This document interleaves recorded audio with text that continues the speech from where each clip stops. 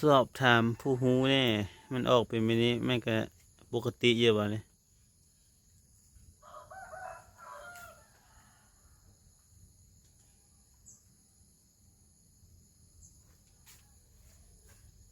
คือการมันอยากใหญ่ๆแต่มันก็บ่ดก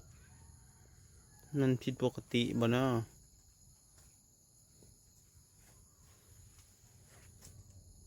บ่ค่อยจะดกปานใดอันก็ดกไว้ก็บ่ดก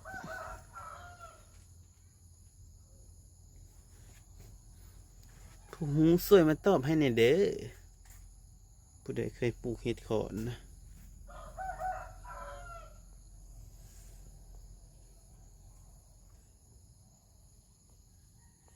ยังบ่พอเก็บสำนี้ยังอันน้อยๆอยู่ทำใหญ่ขึ้นนี้ก่อนว่าตอนนี้เอาลงมาก็บ่หลายปานใด